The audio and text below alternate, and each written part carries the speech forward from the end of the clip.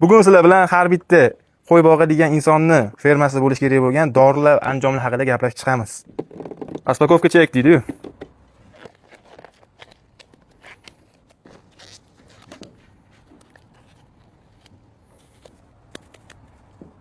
Qani ketdik bo'lsa boshlaymiz. Xo'p, do'stlar, bizda nimalar bor? Bizda bu vet aptechka kerak bo'lgan dorilar har doim shu yerda turadi, chunki olinayotgan jonivorlarda yoki boqayotgan jonivoringizda qattiq og'riq qolishini siz oldindan bilmaysiz.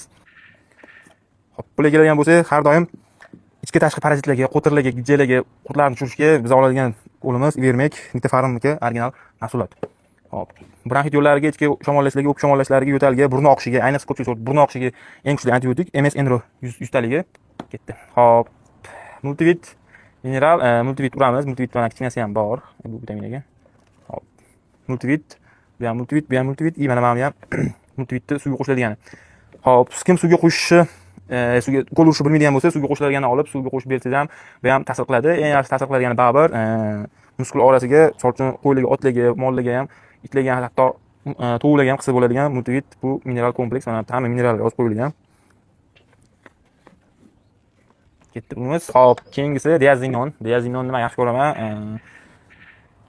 Pashshalarni ketkazib beradigan eng zo'r narsalardan, dorilardan biri. Birinchi o'rinda mana bobocha.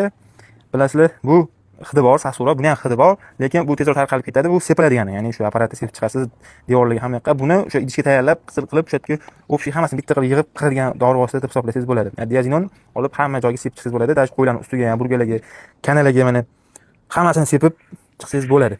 Buni 10 litrli suvga 100 mg, 100 mg solinardi. Bunaqa solib sepib chiqsangiz bo'ladi. Bu nafaqat pashshaga, kana, tarakan, chumoli, bit, qahil, chivillarga ham ta'sir qiladi. Bu faqat pashshalarga, pashshalarning rasmini qo'yib qo'ygan.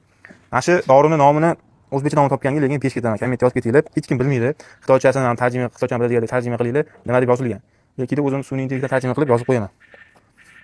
Hop, gastrachek, forte. Bu bizani tez yordam skoriy pomishimiz. Qo'ychqorlar bo'kib qoladigan bo'lsa, qo'ylar bo'kib qoladigan bo'lsa, mana shu narsa eng tez yordam keladigan narsa. Ichidagi hazm qilmayotgan ovqatlarni hazm qilib beradi hamda ichida hosil bo'lgan gazlarni chiqarib tashlaydi. Men bitta 10 grammli shpritsda, hop 10 grammligingiz bor ekan, mana shu ichgan 10 grammli shpritsda yo'qida, bu kichkinalarga 5 grammdan ichirib yuboraman, katta qo'shqonlarimga 10 grammdan ichirib qo'yardim. Kun bo'yi hech narsa bermasdim, bersam faqat qashib berardim. Shundan keyin bir kunda o'ziga kelishadi. Mabodo bo'kib qo'yadigan bo'lsa, yo'qida ovqatdan, o'tlardan zaharlanadigan bo'lsa. Hop, spirtimiz, spirt hamada bor, bilasizlar. Taran, hop, oksispray bu sizlarga tushuntirsam ekan, bilasizlar, zelonkani sepadigan varianti, ichida periksi ham bor, dorilarni, yaralarni, har xil oyog'dagi kasalliklar bo'lsa, yoki cheche, peche, oqsillar bo'lsa, hammasini mana shu orqali tuzatilinadi.